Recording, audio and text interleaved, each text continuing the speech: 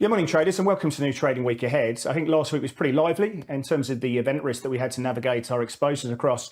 But this week really has it all, whether you're looking at earnings, not just in the US, but on a global basis, whether we're looking at economic data, whether we're looking at central bank meetings, and obviously the rise of geopolitics as well. There's cross currents that we all need to navigate. Obviously, getting position sizing relative to the volatility is absolutely paramount here.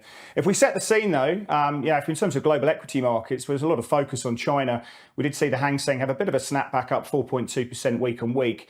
The CSI 300 up 2%. I'm pretty underwhelmed by that, to be fair, given the magnitude of the sort of speculation that we saw and also the reported news.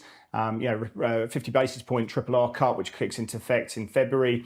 Reports of state-owned enterprise buying of local equities, amongst other factors as well. But obviously we saw a bit of a snapback there. Whether we can continue to see that, we did see an inside day on Friday on the Hang Seng, so that needs to be respected, and we'll look at potentially trade the breakout of either side of that. The market to be long last week, in terms of looking at hindsight, was the Euro Stoxx market up 4.2%. That market is in absolute beast mode at the moment.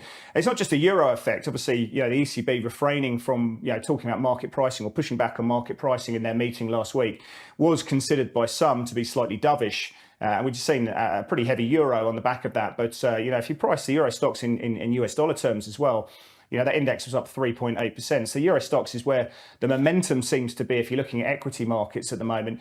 In terms of momentum as well, continue to watch that crude price. We're watching, I'm saying this just before the futures open, but crude was up 6% last week and, pushing the 200-day moving average. We have seen reports over the weekend of 3 servicemen in the US being killed by, Iranian-led militia, effectively, and in Jordan, and I think that's something that we are going to be watching very closely to see if there's a continued build of that and see what the response is from Joe Biden on the back of that.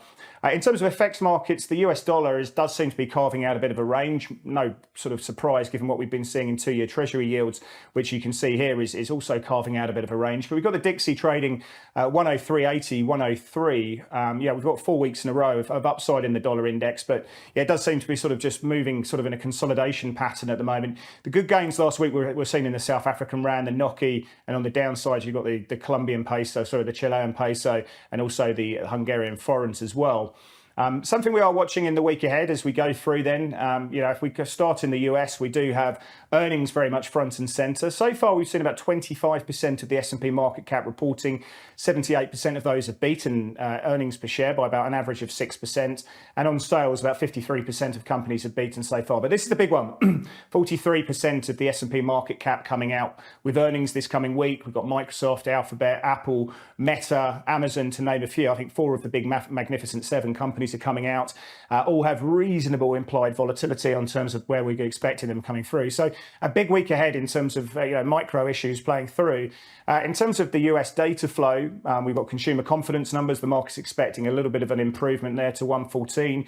There's going to be a huge amount of labour market reads. We've got JOLTS, which are expected to improve or fall in terms of the market size. We've got ADP, we've got the employment cost index, which is expected to fall to 1%, something the Fed look at pretty closely, and also unit labour costs. But obviously the big one on Friday is going to be non-farm payrolls numbers, where the market's looking for 180,000 to come through. The unemployment rate of 3.8% and average hourly earnings around sort of 4.1%. That economist range is set between 285 and 120,000 in terms of that as well. Now, trading payrolls to me is very, very difficult indeed. I think probably the market's going to be looking much more closely at what we see in terms of the unemployment rate. So obviously at 3.8%, that's where your benchmark is there. In terms of rates in the US at the moment, the market for March is priced, for the Fed meeting there is priced pretty much 50%. We've got May, which is pretty much a lock in terms of a rate cut coming through there. And we've got 135 basis points of cuts by the end of the year, which is just over 5 rate cuts coming through. So obviously the data front there is going to be front and center. We do have a Fed meeting as well. That's going to be really, really important. I think given the data flow in the US at the moment, the Fed statement should be pretty much unchanged. I don't see any reason why they're going to be doing victory laps at the moment. I don't think that's going to be the case. So it should be an insightful meeting to an extent, but I don't think it's going to create huge volatility. We're also going to be watching what happens in the sort of statement and outlook for quantitative tightening tapering. We also get the Treasury's funding task will be announced today. The financing estimates coming through, and then later in the week on Wednesday, just after or just before the Fed meeting, we're going to be getting the actual breakdown and the composition of how they're going to be funding it, the skew of bills to bonds, the duration which we're going to be seeing, what sort of tenors are they going to be targeting, and the coupon issuance coming through. Now that set off a big move that we saw in August and November. I think the market's saying this time around perhaps we're not going to see such a surprise coming through, but I think that's going to be something that we're going to be watching very closely. We go into Europe later in the week. We do see the CPI numbers coming through. I think they're going to be really important. The ECB have opened the door effectively to rate cuts coming forward, and we've seen euro dollar coming under a little bit of pressure, but the market's looking for headline inflation of 2.7% and also core at 3.2%. So I think we got core below 3%, wearing a two handle, and I think it really opens the door for rate cuts sooner rather than later. At the moment, the market's sort of saying that April's the time we're looking at, but it could be that if we get a really weak CPI number there, that March comes onto the table. We're talking about CPI numbers in Australia. A midweek, we do get a CPI number there. The market's looking for headline at 80 basis points and 4.3%. Bear in mind that the RBA themselves in their statement of policy have suggested that they're looking for 4.5%. So 4.3% is below the RBA's target. So anything below that time sort of brings rate cuts forward a little bit. We were expecting the trim mean num to also come out at 4.3%. So again, we're looking at that very, very closely. If we look at the August pricing at the moment, which is probably the base case for the market when we're going to get the first cut, that's priced at 77%. So we could see June becoming a bit more of a higher probability there. And of course, that could then weigh on the Aussie dollar. We've got about 43 basis points of cuts priced in Australia by the end of the year. We've got a Bank of England meeting on Thursday. We've seen cable trading 128, 126, a nice defined range there. We are expecting some sort of tweaks to the Bank of England's voting mechanism, probably going to about an 8-1, maybe a 9-0 in terms of those voting for hikes and cuts and bits and pieces and keep some rates on hold. We've got May being priced as the default setting at the moment. That's kind of the situation with June also very much a lock.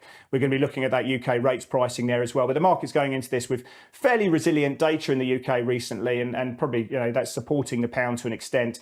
But it means that the Bank of England are probably going to remain relatively hawkish there as well. We've got end of month flows playing through this week, which of course does suggest that we could see selling of Nikkei positions, but also a little bit of a selling of US dollar positions. We've got a Swedish central bank meeting where the market's firmly expecting them to be on hold, with May the first time where we're expecting cuts. Talking about cuts, keep an eye on LATAM central banks as well. We're expecting big cuts coming through from Chile, Brazil, and also Colombia later in the week. So all to play for. A big, big week ahead. Trade with Pepperstone.